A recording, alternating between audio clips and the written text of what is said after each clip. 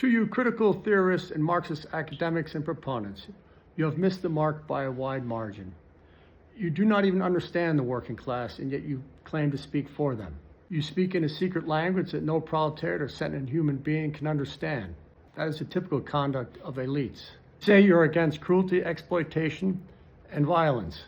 Some of you write about opposing the totally administered society. Another word for that is the administrative state.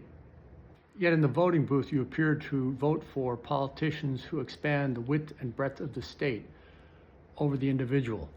In fact, from where I stand, you are so estranged from the working class, you don't even know what they do.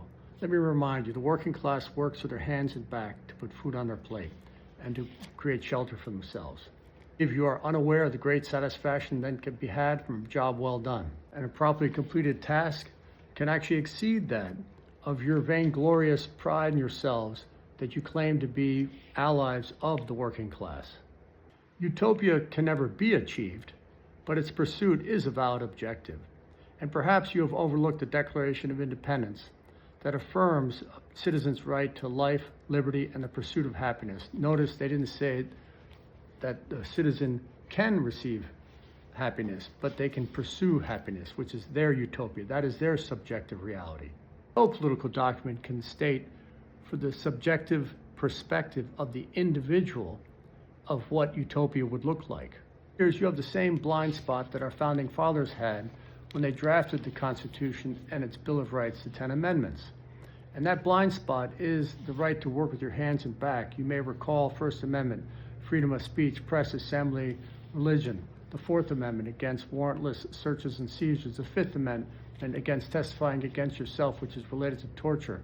The Seventh Amendment for jury trial.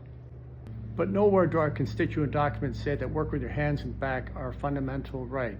And yet it is the most basic and fundamental right, without which we cannot feed and house ourselves, and all the other rights fall away as we starve. Unless you denounce advances for the working class as mere trade unionism or parliamentarianism, we should recognize that work with your hands and back is or should be a fundamental right under the United States Constitution. Therefore, in a totally state-administered society, any law or regulation that impinges on the right to work with your hands and back shall be subjected to strict scrutiny, which means that any restriction must be narrowly tailored to achieve a compelling state interest, just like it is for speech, press, assembly, and religion. I've put all of critical theory and Marxist fantasy theories into the dumpster with my book, 100 Questions After the Killing of George Floyd and Breonna Taylor. I started this book in 2020 as an executive member of the Stanford branch of the NAACP. After the killing of George Floyd, my president, Guy Fort, asked me to write a 2-pager on how whites can end systemic racism. I told him it would be more than 2 pages, as it is a pretty complicated subject. Now I have my 100 Questions book. After the killing of George Floyd and Breonna Taylor, many marched. Many wore Black Lives Matter t-shirts, put Black Lives Matter signs in their yard, on their business, on a bumper sticker, and yet nothing changed. My 100 Questions book, on the other hand, focuses strictly on structural statism, structural racism. And what is structural statism? It is the hurdles, burdens, and barriers that the state puts in the way of the citizen to get an education, to get a job, to start a business, to run a business, to put a roof over your head, to put food on the plate of your children, and to pursue happiness as you see fit.